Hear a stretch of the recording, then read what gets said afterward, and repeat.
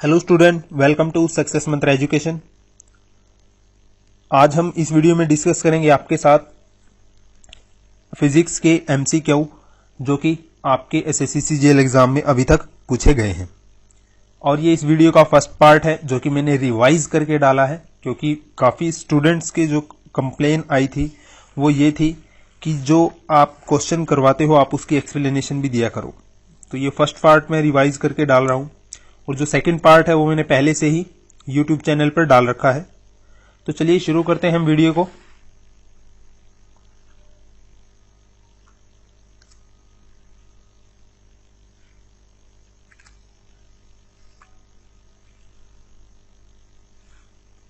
पहला क्वेश्चन है आपका, a star appear twinkling in the sky because of.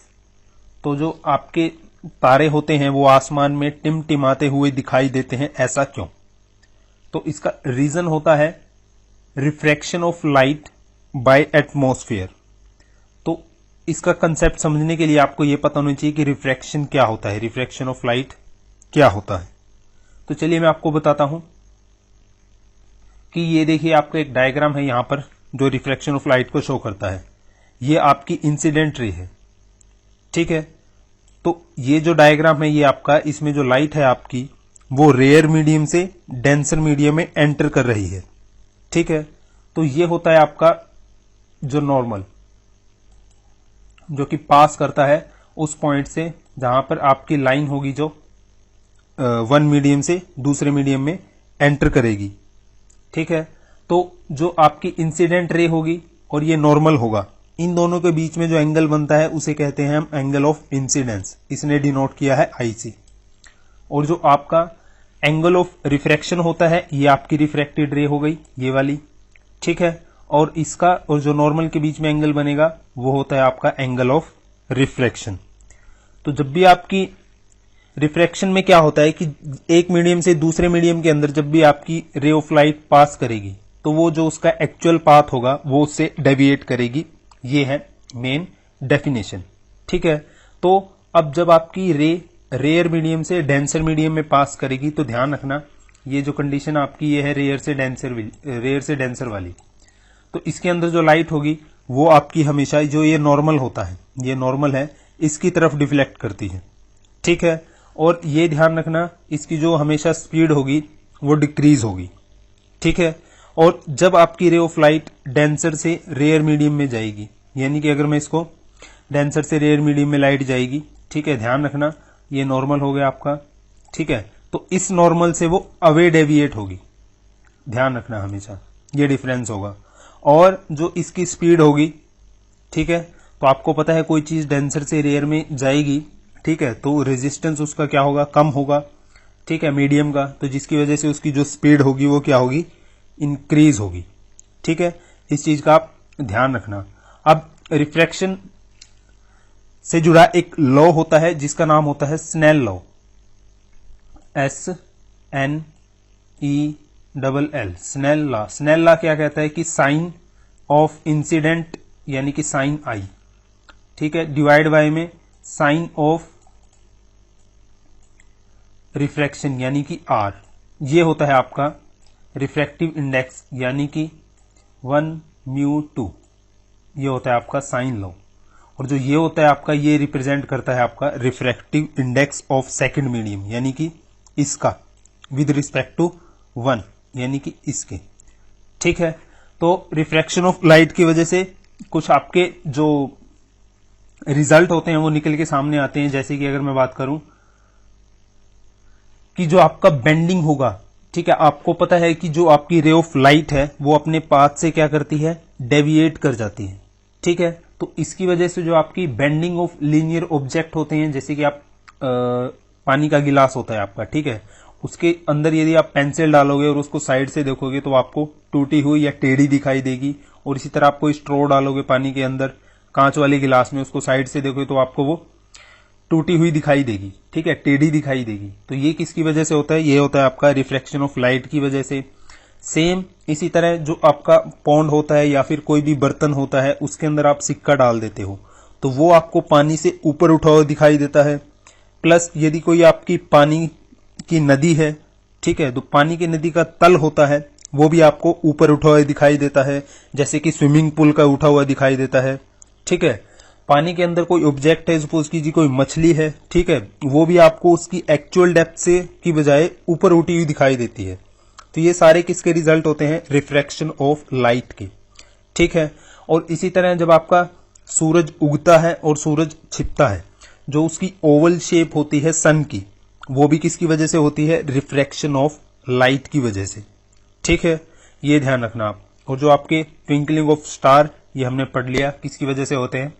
Refraction of light की वजह से, ठीक है।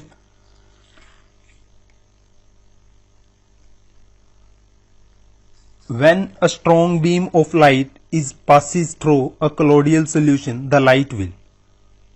तो जब भी लाइट आपकी कोलोडियल सोल्यूशन से पास करेगी तो हमेशा स्कैटर करेगी। कैसे? आप सपोज कीजिए, मैं आपको एक एग्जांपल देता हूं कि जो आपकी लाइट होती है, ठीक है, वो आपको पता है लीनियर वे में मूव करती है हमेशा, ठीक है। तो अगर सपोज कीजिए ये आप रे ऑफ लाइट है, ठीक है, अगर इसके सामने मैं कोई एक ऑब्जेक्ट रख देता हूं, ठीक है, तो ये लाइट इससे टकरा कर क्या करेगी? डेविएट कर जाएगी, दूसरी डायरेक्शन में चली जाएगी, ठीक है, यानी कि स्कैटर कर जाएगी, ठीक है। यही होता है आपका स्कैटरिंग ऑफ लाइट। जैसे कि अगर मैं बात करूं, यहां पर एक एक्सपेरिमेंट देखिए आप, यहां से आपको समझ आ जाएगा कि आपकी जो लेजर होती है, लेजर बीम होता है, ठीक है, यदि उसे आप एक्चुअल में देखोगे तो जो उसकी डेविएशन होती है, ठीक है, वो बहुत ही ज्यादा कम होती है। स्कैटरिंग जो उसकी लाइट की होती है बहुत ज्यादा कम होती है। लेकिन जब आप उसी बीम को एक बीकर में पानी डालकर और उसके अंदर जो आपका कंडेंस मिल्क होगा, ठीक है, जो मतलब कि गाढ़ा मिल्क होगा, आप उसके अंदर डाल दोगे, फिर उसके अंदर से जब आप बीम गुजारोगे, ठीक है, लेजर बीम, तो कुछ आपको ऐसे ही नजर आएगी, देखिए, ठीक है। तो इसका मतलब क्या हुआ? जो लाइट होंगे, जो उसके अंदर पार्टिकल होंगे, सस्पेंडेड पार्टिकल होंगे, उनसे टकरा कर क्या कर जाती है? इधर उधर डेविएट कर जाती है, ठीक है। तो इसी तरह आप इसमें देख लीजिए, ये वाला प्रिंसिपल यहां पे दिखा रखा है, ठीक है। तो जब इंसिडेंट जो आपकी लाइट आएगी, ठीक है, उसके जो पाथ पे जो भी ऑब्जेक्ट होगा, जब वो उससे टकराएगी तो वो क्या आ जाएगी? इधर उधर बिखर जाती है। ये देखिए आप पर ये सारी डायरेक्शन दिखा रखी है, ये क्या है? Scattering of light. और इसकी वजह से भी कुछ रिजल्ट होते हैं जो आपके एग्जाम में बार बार पूछे जाते हैं। जैसे अगर मैं बात करूं, आपका ब्लू कलर ऑफ स्काई जो होता है आपका, वो किसकी वजह से होता है? स्कैटरिंग ऑफ लाइट की वजह से, ठीक है। और इसी तरह जो आपका ब्रिलियंट रेड कलर होता है जब आपका सूरज उगता है, ठीक है, वो किसकी वजह से होता है? स्कैटरिंग ऑफ लाइट की वजह से, ठीक है। और मैंने आपको एक चीज बताया था एक और, कि सपोज कीजिए आपका कोई प्रिज्म है, ठीक है, उसमें से जब आप व्हाइट रे इंसिडेंट गुजारोगे, ठीक है, एक व्हाइट लाइट का व्हाइट रे गुजारोगे, तो आपको पता है कि वो 7 कलर्स में क्या हो जाती है? डिवाइड हो जाती है, विभाजन हो जाता है उसका, ठीक है। और मैंने आपको क्या बताया था कि जो वियोलेट कलर होता है, ठीक है, जो वियोलेट कलर होता है वो आपका मैक्सिमम डेविएट करता है, ध्यान रखना, ठीक है। तो इसी तरह जो कलर मैक्सिमम डेविएट कर रहा है, वियोलेट, ठीक है, तो ध्यान रखना जो इसकी स्कैटरिंग होगी लाइट की, ठीक है, वो सबसे ज्यादा होगी। और इस कलर के पैटर्न को हम कैसे याद रखते हैं? विबग्योर, ठीक है।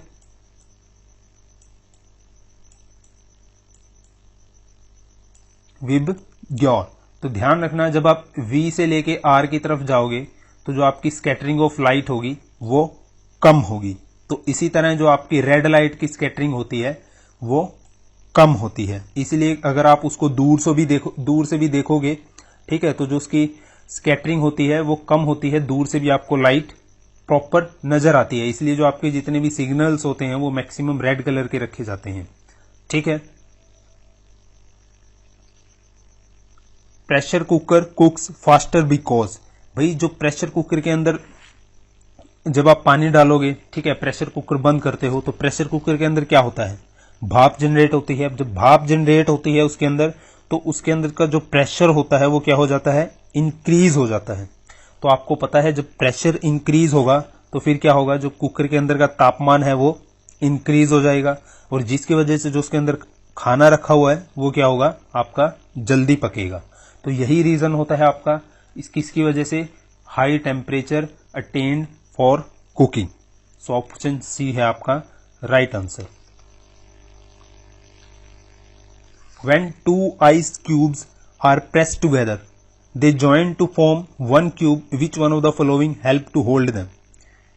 भाई जब आप दो आइस क्यूब लेते हो, ठीक है, उनको आपस में प्रेस करते हो, ठीक है, तो क्या होता है कि एक उनके बीच में एक वाटर की थिन लेयर बन जाती है, ठीक है। आपका जो प्रेशर इंक्रीज होगा तो जो आपका मेल्टिंग पॉइंट होता है वो डिक्रीज हो जाता है, ठीक है, जिससे उनके अंदर एक वाटर की थिन लेयर बन जाती है। और जैसे ही आप प्रेशर रिलीज करते हो, फिर जैसे ही आप वो प्रेशर रिलीज करते हो तो उसके अंदर का जो फ्रीजिंग पॉइंट होता है बीच का वो हाई हो जाता है, जिसकी वजह से जो आपके आइस क्यूब होते हैं वो आपस में जुड़ जाते हैं, ठीक है। और ये किसकी वजह से होता है? जो हाइड्रोजन बॉन्डिंग होती है वाटर के अंदर। सो ऑप्शन ए है आपका इसका right answer. Gamma rays can cause, ठीक है, जो गामा रेज आपको पता है क्या करती हैं? जीन म्यूटेशन, ठीक है, जेनेटिक डिसऑर्डर कर सकती हैं और कैंसर भी, स्किन कैंसर आप बोल सकते हो, ठीक है। नेक्स्ट है आपका एक्सरे रीजन लाइज बिटवीन। मैंने आपको इलेक्ट्रोमैग्नेटिक रेडिएशन स्पेक्ट्रम की पिक्चर दिखाई थी जो मेरा प्रीवियस वीडियो था, ठीक है। मैंने उसमें आपको बताया था कि जो आपकी एक्सरे रीजन होता है वो किन दो रीजन के बीच में लाई करता है। मैं आपको दोबारा फिर दिखा देता हूं एक बार। ये देखिए आपका ये है इलेक्ट्रोमैग्नेटिक स्पेक्ट्रम। इसमें जो आपकी रेज हैं सारी वो कौन से ऑर्डर में अरेंज की गई हैं? लोअर फ्रीक्वेंसी से, ठीक है, हाई फ्रीक्वेंसी, लोअर वेवलेंथ से हाइयर वेवलेंथ, ठीक है, सॉरी लॉन्ग वेवलेंथ से शॉर्ट वेवलेंथ, ठीक है। तो अब यहां देखिए आपकी ये रही एक्सरे रेज, ठीक है। एक्सरे रेज से पहले क्या है? गामा रेज, और एक्सरे रेज के बाद क्या है? अल्ट्रावियोलेट रेज। तो जो आपका एक्सरे रेज है वो किसके बीच में लाई करती है? अल्ट्रावियोलेट और गामा रेज के बीच में। और एक और इंपॉर्टेंट क्वेश्चन यहां से आपका निकल कर आता है कि जो आपकी विजिबल लाइट है, विजिबल स्पेक्ट्रम ऑफ लाइट होता है जो आपका, वो कौन से रीजन के बीच में लाई करता है? तो वो करता है आपका अल्ट्रावियोलेट और इंफ्रारेड रीजन के बीच में। ये भी आपका इंपॉर्टेंट क्वेश्चन है, ठीक है। ध्यान रखना कि जो आपकी सबसे ज्यादा हाइयर फ्रीक्वेंसी होगी वो गामा रेज की होगी, ठीक है, और जो सबसे ज्यादा वेवलेंथ होगी आपकी वो एएम रेडियो, जो आपकी रेडियो वेव होती हैं उनकी होगी, ठीक है। अगर हम एनर्जी की बात करें तो हाइयर एनर्जी किसकी होगी? गामा रेज की होगी, ठीक है, और सबसे कम एनर्जी किसकी होगी? रेडियो वेव की, ठीक है। तो इसका जो आपका पिछला क्वेश्चन है इसका आंसर क्या आएगा? Gamma and ultraviolet rays. Next है आपका कि आपके एग्जाम में ये भी काफी बार पूछे जाते हैं कि जो आपके इलेक्ट्रोमैग्नेटिक रेडिएशंस होती हैं उनके यूज क्या क्या हैं। तो ये मैंने कुछ क्वेश्चंस उठाए हैं, ठीक है, उनके मैंने आपको यूजेस, जैसे क्वेश्चन आपके पास एग्जाम में आता है, ठीक है, मैंने उसका जो टेबल बनाकर आपके सामने यूजेस रख दिए हैं जो आपसे बार बार एग्जाम में पूछे जाते हैं। तो जैसे मैं एक दो आपके साथ डिस्कस कर लेता हूं, आप वीडियो पॉज करके यहां से पढ़ लेना। तो जैसे आप होता है आपका गामा रेज, ठीक है, गामा रेज जो आपके यूज होती है, use to kill bacteria in marshmallows and sterilize medical equipment. ये इंपॉर्टेंट यूज है, टू स्टीरियलाइज मेडिकल इक्विपमेंट, ठीक है। जैसे आपका इंफ्रारेड हो गया, इंफ्रारेड आपका किसके लिए यूज होता है? जैसे नाइट विजन, मैंने आपको बताया था यदि आपको रात के समय वीडियोग्राफी करनी है, रात के समय आपको फोटोग्राफी करनी है, ठीक है, तो हम किसका यूज करते हैं? इंफ्रारेड रेज का। और इसी तरह जो आपकी रेडियो वेव्स होती हैं वो जैसे आपकी रेडियो सिग्नल भेजने के लिए, टेलीविजन ब्रॉडकास्ट के लिए यूज होती हैं, ठीक है। नेक्स्ट है आपका material of rain proof coats and tents और their water proof properties too. So किसकी वजह से होती है? सरफेस टेंशन की वजह से, ठीक है। तो आपको सबसे पहले पता होना चाहिए कि सरफेस टेंशन होती क्या है, क्योंकि आपके एग्जाम में सरफेस टेंशन से रिलेटेड काफी क्वेश्चन पूछे जाते हैं, ठीक है।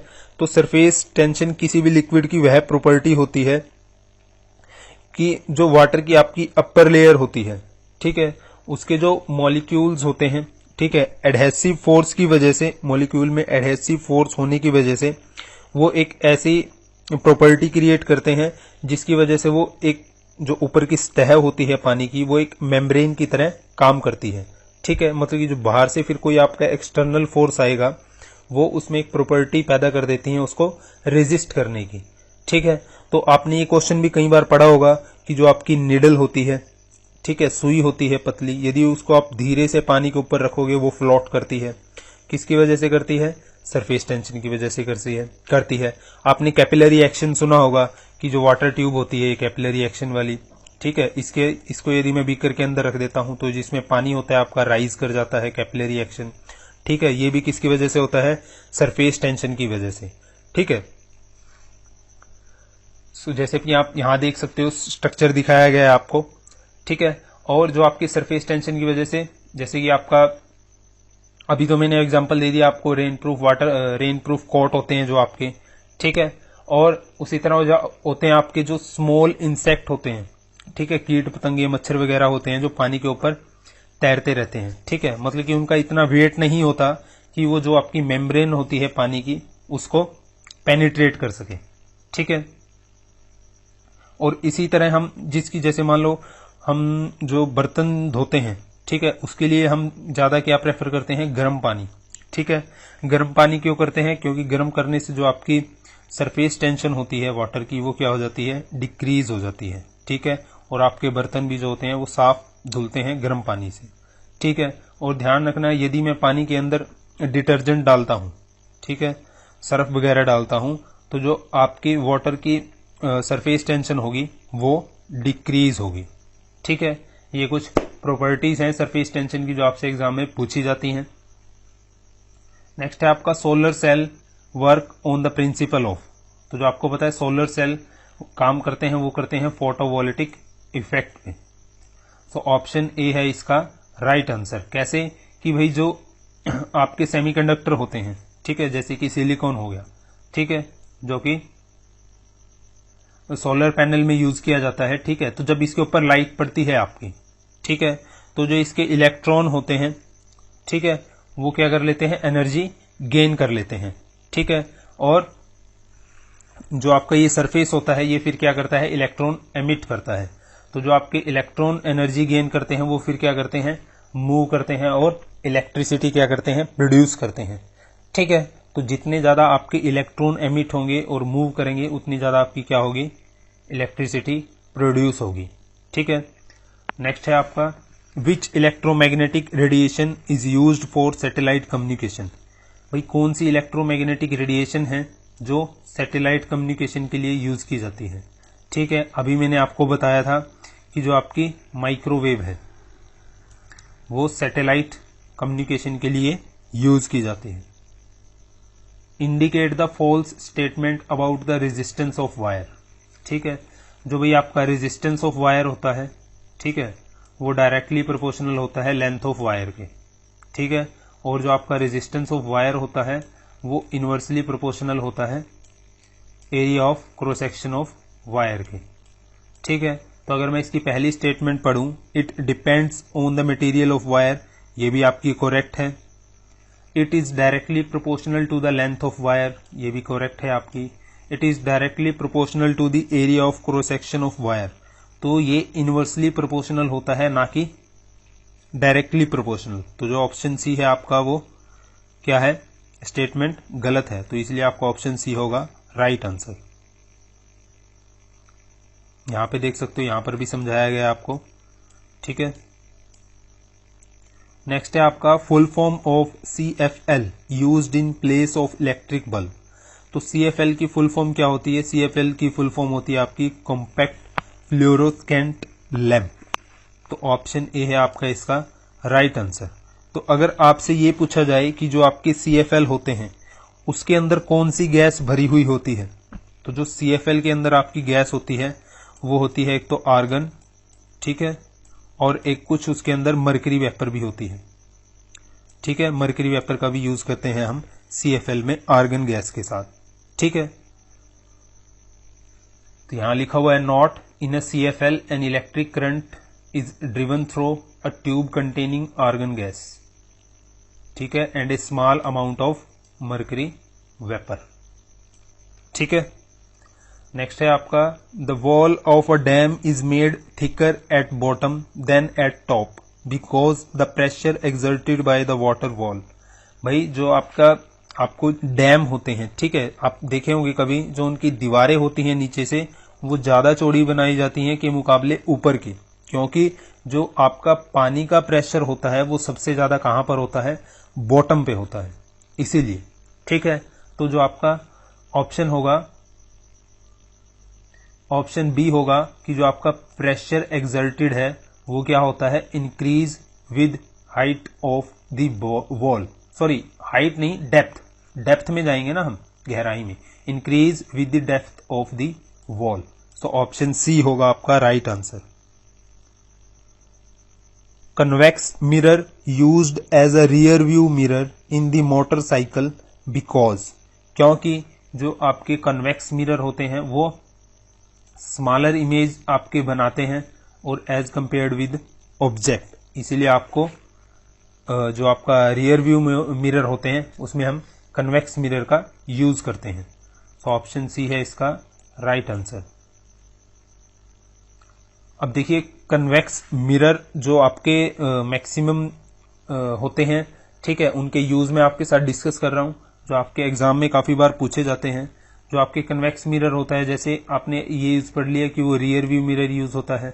ठीक है, जो आपके गलियों के अंदर सोडियम लैंप लगे हुए होते हैं, तो उनमें भी रिफ्लेक्टर के तौर पर ये होता है कन्वेक्स लेंस का यूज होता है।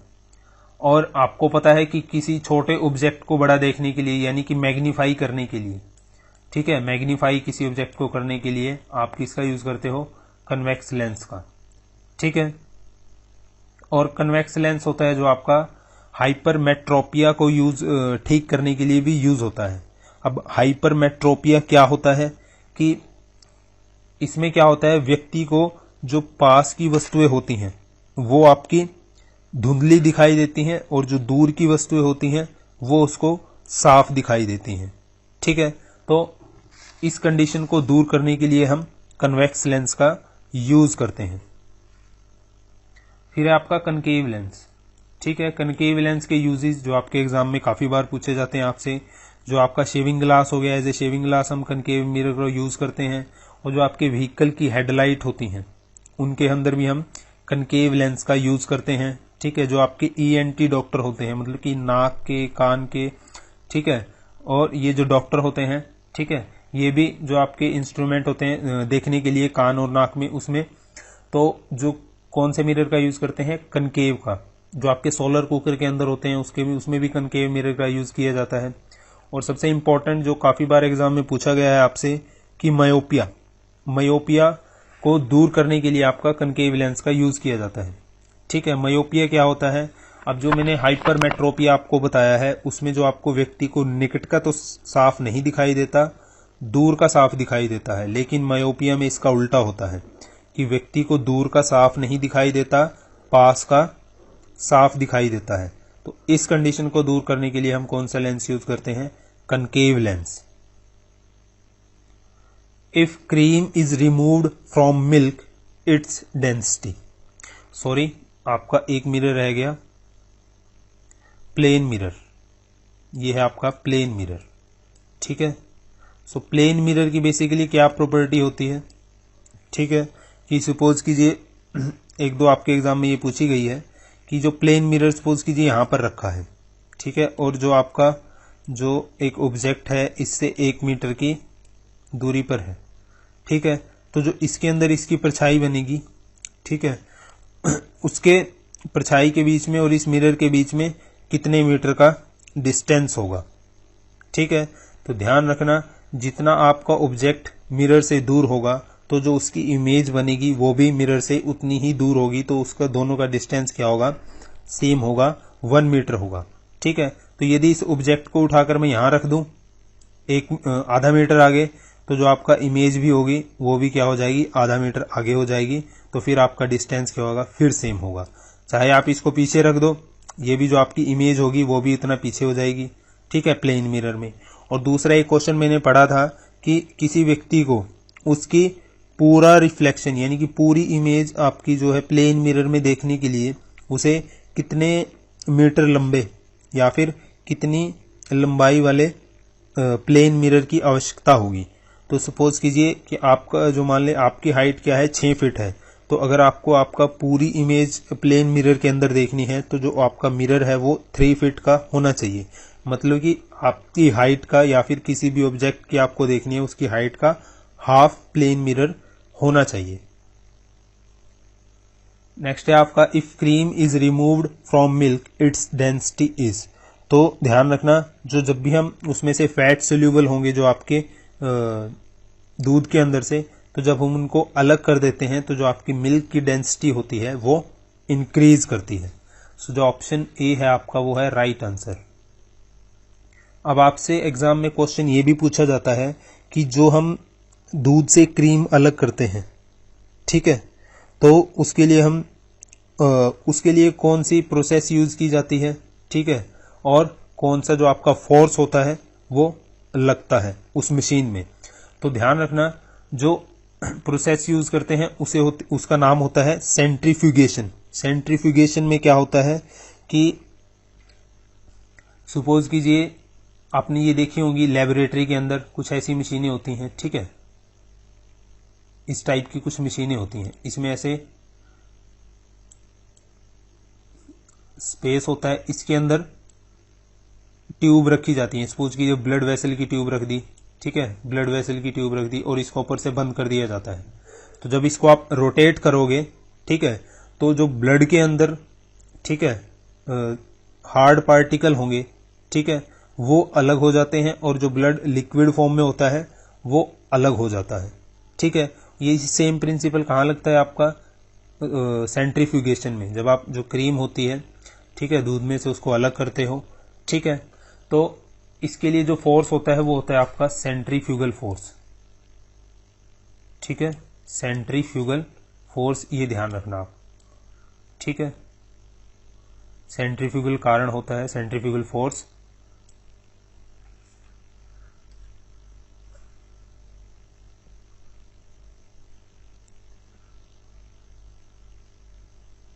अब जो आपकी ये प्रोसेस होती है उसके काफी यूज हैं, यहां पर मैंने लिखे हुए हैं, आप वीडियो पॉज करके पढ़ सकते हैं, ठीक है। जो सेंट्रीफ्यूगेशन होता है उसमें क्या होता है कि जो आपके डेंसर पार्टिकल होते हैं, ठीक है, वो आपके जो एक्सिस होता है उससे अवे सेपरेट होते हैं और जो आपका लिक्विड फॉर्म होता है वो एक्सिस की तरफ जाके सेपरेट होता है, ठीक है। सपोज कीजिए ये एक ट्यूब थी, ठीक है, कांच की ट्यूब थी, ठीक है, इसमें आपने यहां पर सपोज कीजिए इसके अंदर ब्लड डाल दिया, ठीक है, और तो जब आपने इसके मशीन के अंदर डाला, जब भी मैं आपको बता रहा था, ठीक है, और इसमें डालकर आपने इसको रोटेट कर दिया, ठीक है, तो जो इसके डेंसर पार्टिकल होंगे, ठीक है, प्लेटलेट्स वगैरह होंगी जो इसके अंदर, ठीक है, रेड ब्लड सेल्स होंगे, वो सारे इसकी तली में जमा हो जाएंगे यहां पर, ठीक है, और जो लिक्विड होता है वो आपका यहां पर जमा हो जाता है, ठीक है।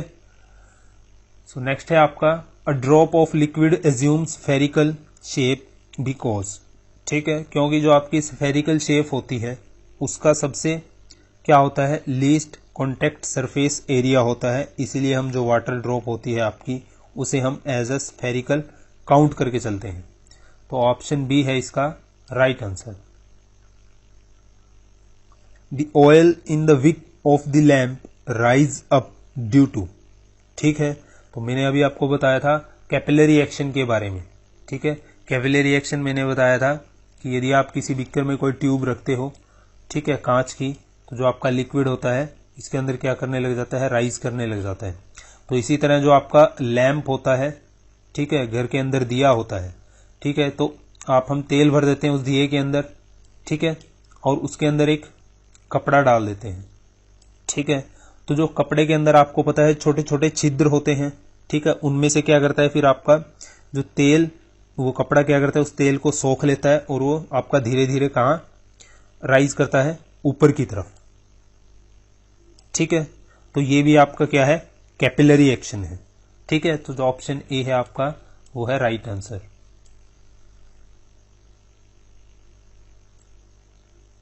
Hydro electric power is a, hydro electric power आपको पता है क्या है, एक रिन्यूएबल सोर्स ऑफ एनर्जी है जिसे बार बार यूज किया जा सकता है।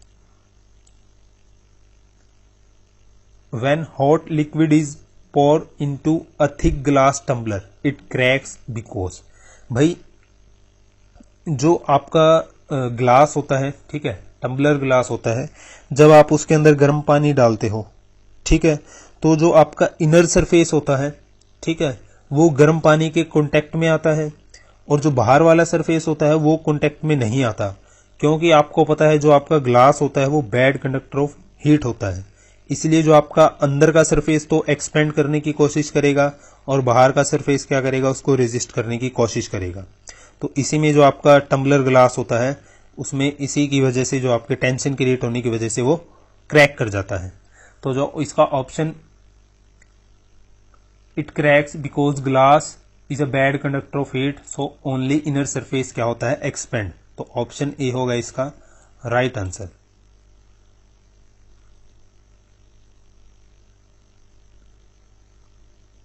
ये रीजन लिखा हुआ है, आप यहां से वीडियो पॉज करके पढ़ सकते हैं।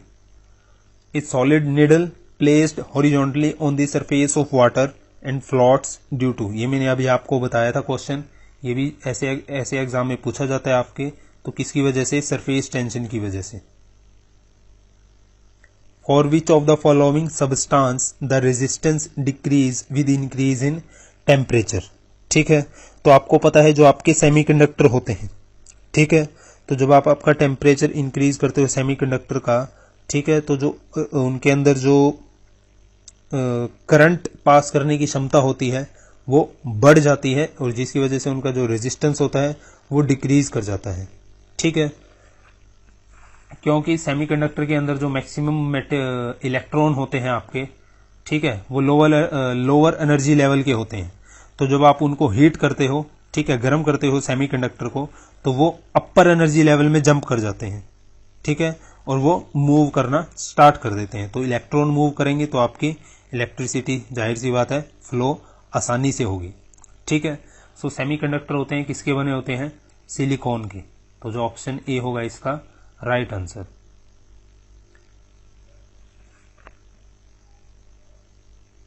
Which of the following is good conductor of heat but bad conductor of electricity? So जो आपका माइका होता है वो होगा इसका राइट आंसर। इंसुलेटर बनाने के लिए यूज होता है जो। When a running car stops suddenly, the passenger tends to lean forward because of, ठीक है, सो ये किसकी वजह से होता है, इनर्शिया ऑफ मोशन की वजह से, ठीक है। सो न्यूटन के लॉ के अकॉर्डिंग कि कोई भी जो आपका ऑब्जेक्ट होगा, चाहे वो मोशन में हो चाहे वो कांस्टेंट हो, ठीक है, तो वो आपका तब तक उस पोजीशन में ही रहेगा जब तक उसके ऊपर बाहर से कोई एक्सटर्नल फोर्स अप्लाइड ना किया गया हो, ठीक है। और इसी तरह जब आप गाड़ी में बैठते हो, ठीक है, तो जो आपकी गाड़ी जिस स्पीड से मूव कर रही होती है, तो आपकी बॉडी भी जो होती है उसी स्पीड से मूव कर रही होती है, ठीक है। तो जैसे ही आप गाड़ी में ब्रेक लगाते हो, तो जो आपकी बॉडी होती है वो क्या करती है, वापस स्टेट ऑफ मोशन में जाने की क्या करती है, कोशिश करती है, ठीक है। तो जैसे ही आप गाड़ी रोकते हो, ठीक है, जो आपकी बॉडी होती है फिर आपकी मोशन की वजह से आगे फॉरवर्ड होती है, मतलब कि आगे झुकते हैं आप जाके, ठीक है। और इसी तरह जैसे आपकी गाड़ी स्टार्ट होगी, जब जो आपकी बॉडी होती है वो क्या होती है, रेस्ट में होती है, ठीक है। तो जैसे आप गाड़ी स्टार्ट करोगे तो जो आपकी बॉडी होगी, ठीक है, वो रेस्ट में रहने की कोशिश करेगी, लेकिन जैसे आपकी गाड़ी मूव करेगी, ठीक है, मोशन में होने की वजह से आपको झटका लगेगा और आप पीछे जाओगे, ठीक है। तो ये किसकी वजह से होता है, इनर्शिया ऑफ मोशन की वजह से, जो यहां पर लिखा हुआ है result, when a running car stop suddenly the passenger tends to lean forward because of inertia of motion.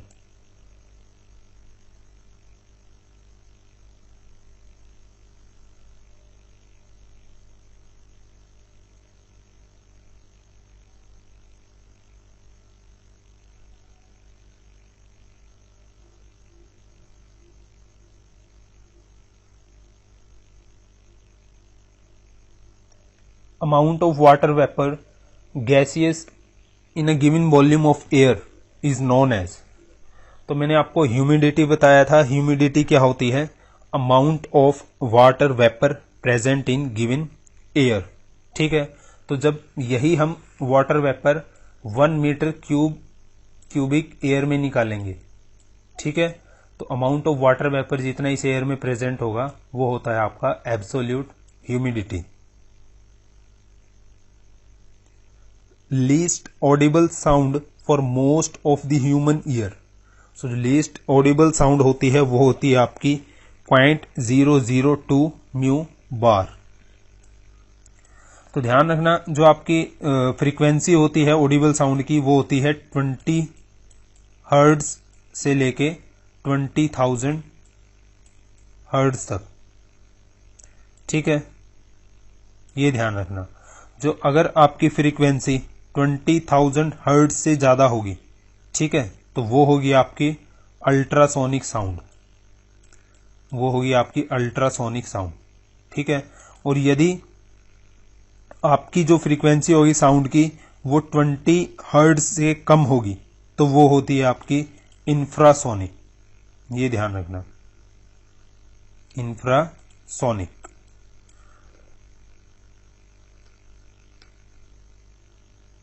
A small gap is left at the joint of the rails in a railway tracks too। तो जो आपको पता है कि जो railway tracks के अंदर जो आपके दो ट्रैक्स को जब जोड़ा जाता है उनके बीच में क्या रखा जाता है? छोटा सा गैप रखा जाता है। ठीक है, क्योंकि ज्यादा टेम्परेचर, जब ज्यादा टेम्परेचर होता है मौसम के अंदर, तो जो आपका मटेरियल होता है, ठीक है, इसके ऊपर से जब रेल चलती है तो ये क्या करता है? एक्सपेंड करता है। ठीक है, तो जब ये एक्सपेंड करेगा, इसको थोड़ा सा स्पेस भी चाहिए होगा एडजस्ट करने के लिए। ठीक है, तो वो स्पेस कौन देगा? जो हम मतलब कि जो आप एक ट्रैक को दूसरे ट्रैक से जोड़ोगे, ठीक है, तो वो जो स्पेस काम आएगा एक्सपेंशन में। ठीक है, लेकिन यदि हम उस ट्रैक को डायरेक्ट ही जोड़ देते हैं, ठीक है, तो जब आपका प्रेशर पड़ेगा वो एक्सपेंड होगा टेम्परेचर के कारण, तो उसको जगह तो मिलेगी ही नहीं अब एक्सपेंड होने के कारण, तो जो आपका ट्रैक होगा वो क्या कर जाएगा? डिस्टॉर्ट कर जाएगा। तो इसीलिए जो इसका ऑप्शन ए है इसका right answer. Conversion of sound energy into electrical energy is done by. तो ये किस में होता है? माइक्रोफोन। भाई जब आप बोलते हो, ठीक है, तो जो बोला हुआ सिग्नल जाके दूसरे को सुनता है। ठीक है, तो यानी कि जो आपने साउंड क्रिएट की उसका इलेक्ट्रिकल सिग्नल बना और वो जाके रिसीव हुआ। तो ये किस में होता है? माइक्रोफोन में। A dynamo is use to convert. Dynamo जो आता है आपका, बेसिकली आप जनरेटर भी बोल सकते हो डायनमो को। तो ये क्या करता है? जो आपकी मैकेनिकल एनर्जी होती है, ठीक है, उसको इलेक्ट्रिकल एनर्जी में कन्वर्ट करता है। Velocity of sound in air does not depend on. तो ध्यान रखना, जो वेलोसिटी ऑफ साउंड होती है एयर के अंदर कभी भी प्रेशर पर डिपेंड नहीं करती। ठीक है, सो इसका जो ऑप्शन सी होगा राइट आंसर। और जो स्पीड ऑफ साउंड होती है, ध्यान रखना, वो डायरेक्टली प्रोपोर्शनल टू टेम्परेचर होती है। मतलब कि अगर आप टेम्परेचर इंक्रीज करोगे तो जो आपकी स्पीड ऑफ साउंड भी इंक्रीज होगी, यदि आप टेम्परेचर डिक्रीज करोगे तो आपकी स्पीड ऑफ साउंड भी क्या होगी? डिक्रीज होगी। ठीक है, नेक्स्ट है आपका an instrument that records earthquake is. तो उसे बोला जाता है आपका सीस्मोग्राफ। सो ऑप्शन डी है आपका right answer. A light year is unit of. So जो लाइट ईयर आपकी यूनिट होती है, एस्ट्रोनॉमिकल यूनिट होती है किसकी? डिस्टेंस की। यानी कि एक ईयर में आपकी जितनी लाइट ट्रेवल करती है उसे हम क्या बोलते हैं? Light year. ये आप वैल्यू देख सकते हैं यहां पर, जो लाइट ईयर की वैल्यू 9.4607 इंटू 10⁻12 किलोमीटर। एक ईयर में जो आपकी लाइट होती है इतना ट्रेवल करती है। ठीक है, यानी कि 6 million miles. Person suffering from myopia are advise to use. मैंने अभी आपको बताया था, अभी जिसको मायोपिया होता है, ठीक है, उसके लिए हम कौन सा लेंस यूज करते हैं? Concave lens. A micron is equal to. एक माइक्रोन किसके बराबर होता है? तो एक माइक्रोन आपका बराबर होता है 0.01 millimetre. 0.001 millimetre. Electrostatic precipitator is use to control. तो यहाँ आप डायग्राम देखिए, ये आपका इलेक्ट्रोस्टैटिक प्रेसिपिटेटर, ठीक है। तो जो आपकी अनक्लीन्ड एयर होती है, ठीक है, उसको क्या करता है, ये क्लीन करता है। इधर देखिए आप, जो अनक्लीन एयर यहाँ से इसमें से पास होगी और यहाँ पर क्या आई आपकी क्लीन एयर, ठीक है। तो जो आपका इलेक्ट्रोस्टैटिक प्रेसिपिटेटर होता है वो क्या काम करता है, एयर पोल्यूटेंट को रिमूव करता है। Which of the following properties is generally found in non metals, ठीक है। नॉन मेटल के अंदर क्या मिलता है, ब्रिटलनेस, ठीक है।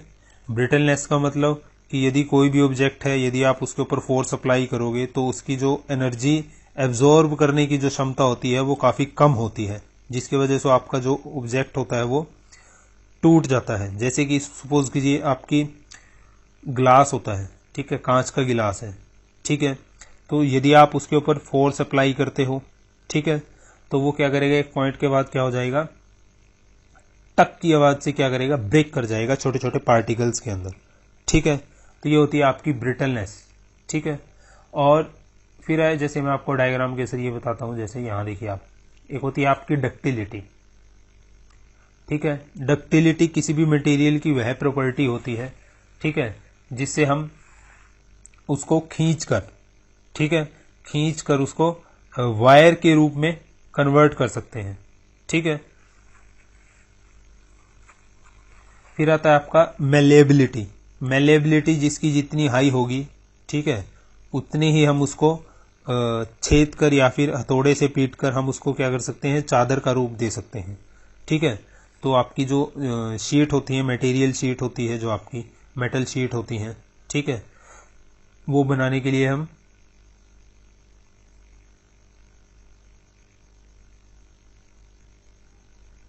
जो हाईली जिस मटेरियल की हाइयर मेलेबिलिटी होगी उसको यूज करेंगे।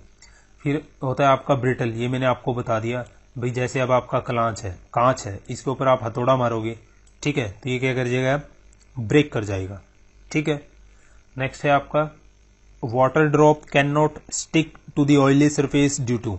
भाई जो आपकी वाटर ड्रॉप होती है, ठीक है, मैंने अभी आपको बताया था ऑयली सरफेस पे क्यों नहीं टिकेगी, सरफेस टेंशन की वजह से।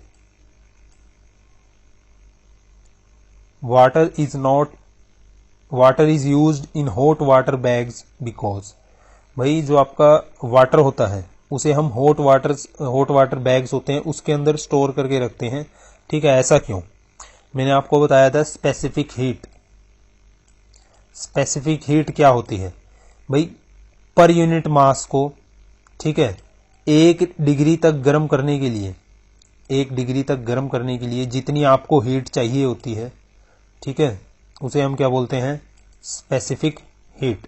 तो ध्यान रखना, जो आपका हॉट वाटर बैग होता है उसकी जो स्पेसिफिक हीट होती है वो बहुत ज्यादा हाई होती है। तो इसका मतलब क्या हुआ कि जो आप उसमें उबलता हुआ पानी अगर वाटर बैग में डालोगे, ठीक है, तो जितना गर्म पानी है आपका, तो वाटर बैग में यदि आप बाहर से छुओगे, ठीक है, तो वो वाटर बैग होगा, आपको पानी जितना गर्म महसूस नहीं होगा, ठीक है, क्योंकि जो आपका वाटर बैग है उसकी हाई स्पेसिफिक हीट है। तो इसीलिए जो आपका ऑप्शन सी है वो है राइट आंसर। ओजोन लेयर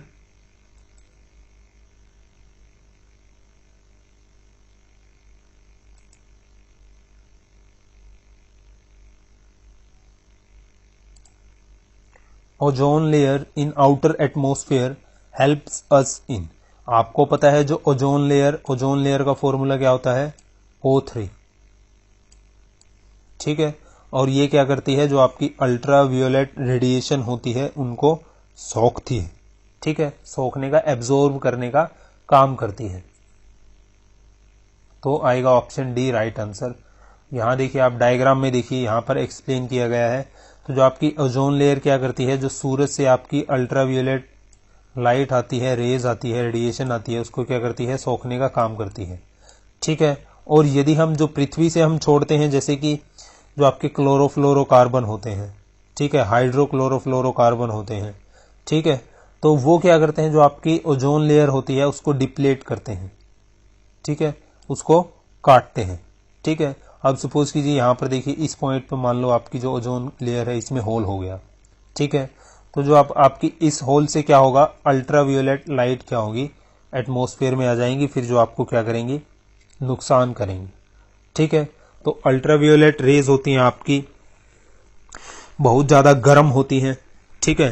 तो आपको सन टैन भी होता है, सन टैन होता है, ठीक है, त्वचा काली पड़ जाती है, ठीक है, यहां तक कि आपको कैंसर भी हो सकता है। A water tank appear shallower when it is viewed from the top due to, मैंने आपको बता दिया है किसकी वजह से होता है, रिफ्रैक्शन की वजह से। If we want to calculate the pressure of a liquid at bottom of a vessel, the quantity which is not required to determine is, तो जो क्वांटिटी आपको नहीं चाहिए वो होती है surface area of the bottom of the vessel. The Newton first law is also called as, तो मैंने आपको बताया जो न्यूटन का फर्स्ट लॉ है उसे हम क्या बोलते हैं, लॉ ऑफ इनर्शिया भी बोलते हैं। Hydraulic machine work under the principle of, so जो आपकी हाइड्रोलिक मशीन वर्क करती हैं वो करती हैं पास्कल लॉ पे, ठीक है। पास्कल लॉ क्या कहता है कि यदि आपकी कोई इनक्लोज्ड लिक्विड है, इनकम्प्रेसिबल लिक्विड है, उसके ऊपर यदि आप फोर्स अप्लाई करते हो, ठीक है, तो जो वो फोर्स होगा वो आपका इक्वली डिस्ट्रीब्यूट हो जाएगा, ठीक है, वेसल की वॉल्स पर, ठीक है। जो फिर इसी तरह जो आपकी हाइड्रोलिक लिफ्ट होती हैं, ठीक है, हाइड्रोलिक ब्रेक्स होती हैं, वो सारी किस पर बेस्ड होती हैं, पास्कल लॉ पर, ठीक है। सपोज कीजिए यहाँ पर जब आप फोर्स अप्लाई करोगे, इसके अंदर सपोज कीजिए वाटर है, ठीक है, तो यहाँ पे आपने कोई ऑब्जेक्ट रखा हुआ है,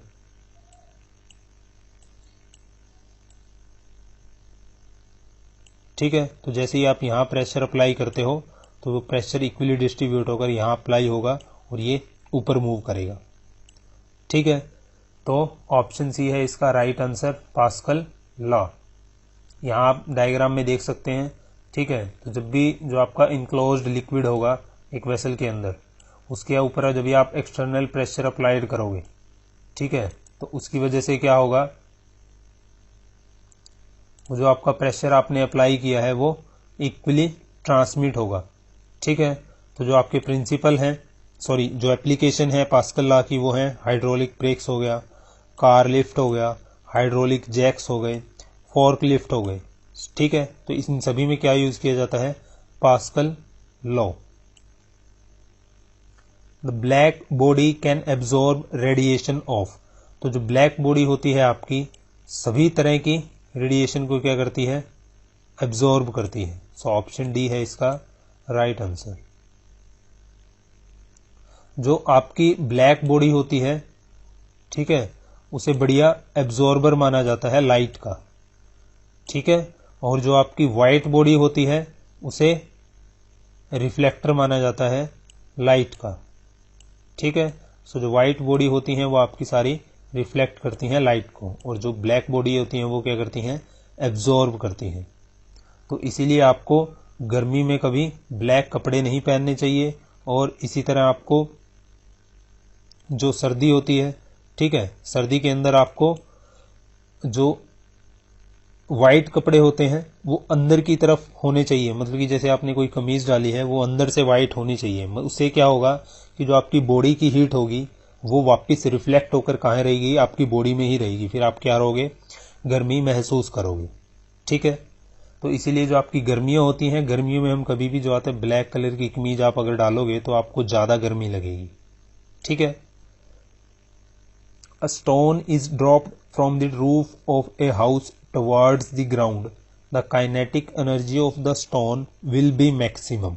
आपको पता है काइनेटिक एनर्जी क्या होती है, half mv square,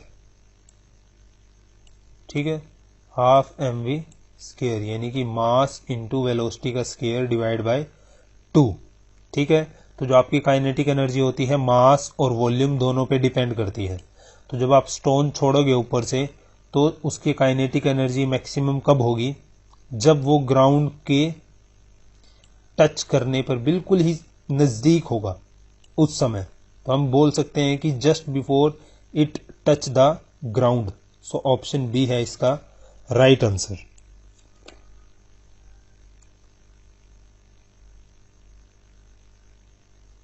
metal tea pots have wooden handle because, क्योंकि जो आपका वुडन होता है वो बैड कंडक्टर क्या होता है, किसका, हीट का।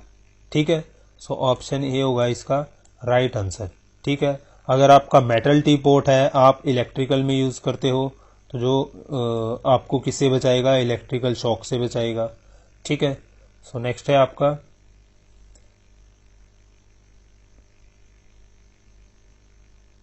The blue colour of sky is due to. Blue colour of sky किसकी वजह से होता है, scattering of shorter wavelength of sunlight in atmosphere. ये मैं आपको बता चुका हूं, scattering of light. The prime colour of photography are. So जो फोटोग्राफी के आपके प्राइम कलर होते हैं वो होता है रेड, ग्रीन और ब्लू, ये याद रखना आप। What clothes are white clothes are cooler than black ones because, मैंने आपको बता दिया। ठीक है, कि जो आपके जो भी वाइट सरफेस होता है आपका, वो क्या करता है, जो उसकी तरफ रेडिएशन आती है, हीट आती है, उसको रिफ्लेक्ट करता है। तो जो आपकी वाइट बॉडी होती है वो गुड रिफ्लेक्टर होती है, वाइट बॉडी होती है जो आपकी गुड एब्जॉर्बर होती है। सो जो इसका ऑप्शन आपका बी है वो है right answer. Ultraviolet lights of sun's radiation is prevented from reaching the earth atmosphere by the layer of। जो आपको पता है वो सारी जो अल्ट्रावायलेट रेडिएशन है आपकी किसके द्वारा एब्जॉर्ब की कर ली जाती है, ओजोन के द्वारा, यानी कि O3। When a detergent is added to pure water, its surface tension is, मैंने आपको बताया है कि यदि आप प्योर वाटर के अंदर डिटर्जेंट डालोगे तो जो उसकी सरफेस टेंशन होगी वो डिक्रीज होती है।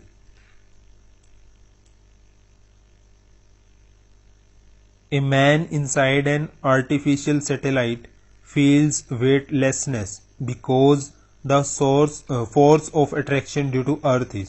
सो जो फोर्स ऑफ अट्रैक्शन होगा ड्यू टू अर्थ वो क्या होता है, जीरो होता है। Direct conversion of solar energy with use of photovoltaic cell result in the production of। तो जाहिर सी बात है जो आपके सोलर सेल होते हैं तो क्या बनेगी, इलेक्ट्रिकल एनर्जी बनेगी। ठीक है, the head mirror used by ENT doctor is. So head mirror ENT doctor के द्वारा जो यूज किया जाता है उसमें हम कनकेव लेंस का यूज करते हैं। The technique of the collecting information about an object from a distance without making a physical contact with it। भाई जो आपके जितने भी सैटेलाइट होते हैं, ठीक है, सपोज कीजिए कोई भी वेदर सैटेलाइट है, ठीक है, जो वेदर के बारे में जानकारी इकट्ठी करता है। ठीक है, तो वो क्या करता है भाई, तो वो आपका आसमान में यानी कि ऑर्बिट में घूमता रहता है और वो क्या करता है, विदाउट एनी टच डाटा को कलेक्ट करता है। ठीक है, तो यही आती है आपकी remote sensing.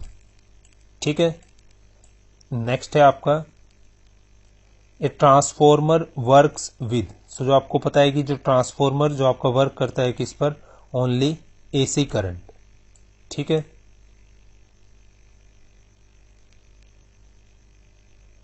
N instrument used to measure humidity is.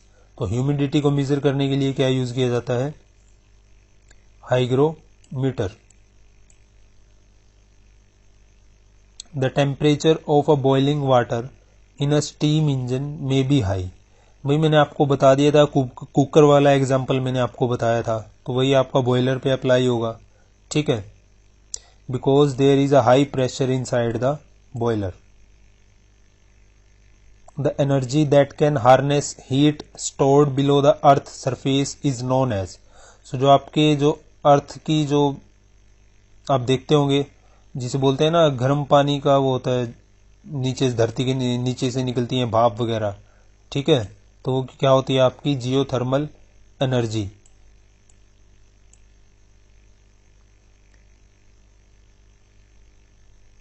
A fuse wire is made of, जो आपकी फ्यूज वायर बनी होती है वो एक अलॉय होती है किसकी, टिन और लीड की, ठीक है। और जो फ्यूज वायर होती है उसकी सबसे इंपॉर्टेंट प्रॉपर्टी क्या होती है कि जो उसका मेल्टिंग पॉइंट होता है वो क्या होता है, हाई होता है, सॉरी मेल्टिंग पॉइंट होता है वो बिल्कुल लो होता है, ठीक है। ताकि जब ज्यादा करंट आपका फ्यूज वायर के अंदर आएगा तो वो क्या कर जाएगी, मेल्ट कर जाएगी, जो फिर आपका सर्किट होगा वो ब्रेक कर जाएगा, ठीक है। फिर जो आपके इलेक्ट्रॉनिक अप्लायंसेस हो गए वो शॉर्ट सर्किट होने से बच जाते हैं। सो मेल्टिंग पॉइंट क्या होता है फ्यूज वायर का, कम होता है। Working of rocket is based on the principle of, so जो रॉकेट की वर्किंग होती है वो आपकी बेस्ड होती है कंजर्वेशन ऑफ मोमेंटम। सो जो आपका ऑप्शन ए है वो है right answer. Which of the following is not part of a CRT, CRT आपका स्टैंड करता है कैथोड रे ट्यूब। सो जो आपकी गैस प्लाज्मा होती है वो कैथोड रे ट्यूब का पार्ट नहीं होती। वाटर विल नॉट वेपोराइज्ड इफ, भाई अगर मैंने आपको बताया था ह्यूमिडिटी क्या होती है, water vapour present in given air, तो यदि आपकी ह्यूमिडिटी 100% होगी तो फिर वाटर आपका वेपोराइज करेगा ही नहीं, ठीक है। सो जो ऑप्शन सी है आपका राइट आंसर। क्योंकि भाई अगर ह्यूमिडिटी 100% होगी तो जो वाटर वेपर बनेगी वो तो उसी टाइम कंडेंस होगी, फिर लिक्विड बन जाएगी आपका, ठीक है। नेक्स्ट है आपका मैग्नीफाइंग ग्लास इज बेसिकली, तो मैग्नीफाइंग ग्लास आपके क्या होते हैं, कन्वेक्स लेंस होते हैं। Shaving mirror is, shaving mirror कौन सा होता है, concave. As we go from equator to north pole the value of g acceleration due to gravity, भाई ये आपकी अर्थ है, ये है आपका इक्वेटर, ठीक है। तो जैसे आप पोल की तरफ मूव करोगे तो ध्यान रखना जो आपका वैल्यू ऑफ जी होगा वो इंक्रीज होगा, और आपको पता है आपका जो वेट होता है वो क्या होता है फिजिक्स के according W is equal to mg, और g आपका क्या है, ग्रेविटेशनल कांस्टेंट। तो जब आपकी ग्रेविटेशनल कांस्टेंट की वैल्यू ज्यादा होगी तो जो आपका वेट भी क्या होगा, ज्यादा होगा। तो जो आपका पोल के ऊपर वेट होता है वो इक्वेटर के मुकाबले ज्यादा होता है, ठीक है, लगभग 0.5% ज्यादा होता है, ठीक है। क्योंकि जो आपकी इक्वेटर पे जो जी की वैल्यू होती है वो होती है आपकी 9.79, यहाँ देख सकते हो आप, और जो आपकी पोल पे होती है वो होती है 9.83, ठीक है। सपोज कीजिए आपका मास है 10, तो जो आपका वेट होगा, ठीक है, वो इक्वेटर पे कितना होगा, 10 इंटू में 9.73 यानी कि 97.9 ऐसे मान लीजिए आप, ठीक है। और यहाँ पर क्या होगा, 10 इंटू 9.83 यानी कि 98.3, ठीक है। नेक्स्ट है आपका decibel is a term connected with, so decibel आपकी जो बेसिकली यूनिट होती है किसकी, साउंड की। The height of geostationary satellite from earth surface is approximately, so जो जियो स्टेशनरी सैटेलाइट होते हैं, ठीक है, जो उनकी हाइट होती है वो होती है आपकी लगभग 36,000 किलोमीटर, ठीक है। जैसे मैं आपको दिखा देता हूं डायग्राम में, देखिए आप, ये होता है आपका जियो स्टेशनरी ऑर्बिट, ठीक है। और ये जो आपका पोल्स के ऊपर से जाएगा सर्कल, ये होता है आपका पोलर ऑर्बिट, ठीक है। The minimum number of geostationary satellite needed for uninterrupted global coverages, तो लगभग मिनिमम तो आपको कितने चाहिए होते हैं, 2 geostationary satellite. Which type of mirror is used in the headlight of vehicle, तो कनकेव मिरर का यूज होता है। Flight recorder is technically called, so flight recorder को टेक्निकली क्या बोलते हैं, black box.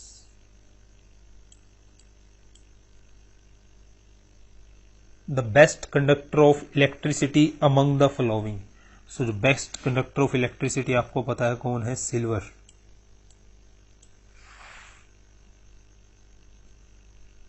The angle at which cricket ball should be hit to travel maximum distance, तो आपका एंगल कितना होना चाहिए, 45 डिग्री का। ठीक है, कितने डिग्री का, 45 डिग्री का, यदि आपको जो लंबा छक्का मारना है, आप ऐसे बोल सकते हो।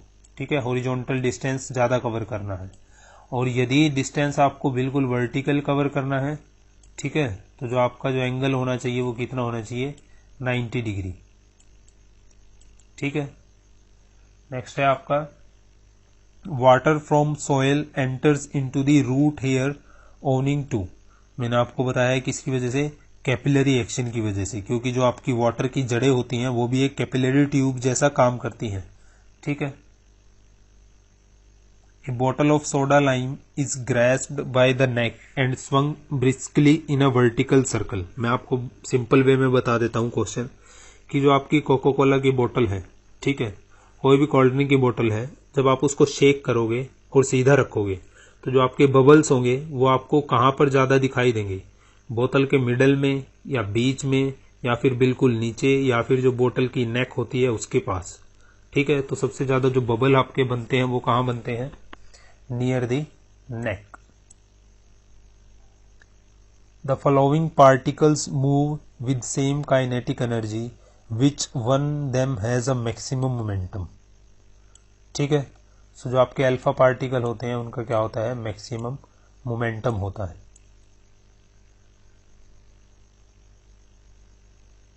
अब जो आपका मोमेंटम क्या होता है भाई, मोमेंटम होता है आपका एम वी। ठीक है, ये होता है आपका मोमेंटम, मास इनटू वेलोसिटी। ठीक है, तो जाहिर सी बात है वेलोसिटी तो सबकी क्या है, सेम है। ठीक है, तो जो अगर मोमेंटम आपका क्या है, ज्यादा है, मैक्सिमम मोमेंटम अल्फा पार्टिकल का ज्यादा है, तो जाहिर सी बात है उसका मास क्या है, इन सभी से ज्यादा, इसलिए जो उसका मोमेंटम क्या है, ज्यादा। Safety wire used in domestic electrical appliances is made of the metal of low, तो लो क्या होना चाहिए भाई, मेल्टिंग पॉइंट होना चाहिए। ऑप्शन बी है आपका right answer. A body absorb heat most if it is, तो बॉडी, कोई भी बॉडी आपकी जो सबसे ज्यादा हीट कब एब्जॉर्ब करेगी, जब वो ब्लैक होगी, पहली कंडीशन तो ये है, और दूसरी कंडीशन वो रफ होगी, तब वो ज्यादा हीट स्टोर करेगी। ठीक है,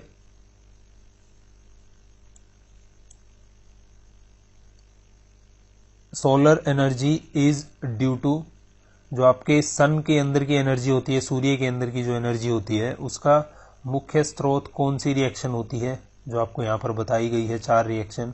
सो जो सूरज के अंदर रिएक्शन होती है वो होती है आपकी फ्यूजन। अब ये फ्यूजन क्या होता है, न्यूक्लियर फ्यूजन और न्यूक्लियर फिजन क्या होते हैं, मैं आपको बताता हूं। देखिए, जो आपका फ्यूजन है उसके अंदर क्या होता है कि जो आपका बड़ा न्यूक्लियस होता है, ठीक है, वो छोटे छोटे न्यूक्लियस में डिवाइड हो जाता है। ठीक है, तो जिसकी वजह से हाइयर अमाउंट ऑफ एनर्जी क्या होती है, रिलीज होती है। जैसे कि आपके एटम बम हो गए, वो सारे क्या है, न्यूक्लियर फ्यूजन है, पर बेस है। ठीक है, और इसी तरह आपका फ्यूजन, फ्यूजन में क्या होता है कि जो आपके छोटे न्यूक्लियस होते हैं, जैसे 2 या 2 से ज्यादा न्यूक्लियस होते हैं, उनको मिला के एक बड़ा न्यूक्लियस बनाया जाता है। ठीक है, जिसकी वजह से जो आपकी एनर्जी फिर रिलीज होती है। ठीक है, ये होता है nuclear fusion. When a light wave is reflected from a mirror there is a change in its, तो जो चेंज आएगा वो आएगा आपका एम्पलीट्यूड में। In AC circuit AC meter measures, so जो एसी मीटर मेजर करता है वो होता है आपकी रूट मीन स्क्वायर वैल्यू, यानी कि RMS values. The best material for the core of transformer, ये आप बहुत बार पढ़ चुके होंगे क्वेश्चन, कौन सा होता है भाई material best, soft iron. Which colour of light shows maximum deviation when pass through a prism. तो कौन सी लाइट होगी जो मैक्सिमम डेविएशन शो करेगी? तो मैंने आपको बताया था जो वियोलेट लाइट होगी आपकी वो मैक्सिमम डेविएशन शो करेगी।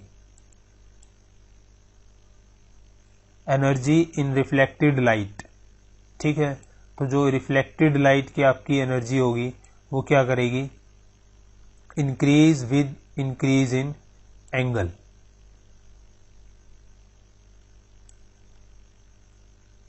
नेक्स्ट है आपका permissible noise level at residential area during the night time. So जो आपका परमिसिबल नॉइस लेवल होता है वो होता है लगभग 45 डेसिबल।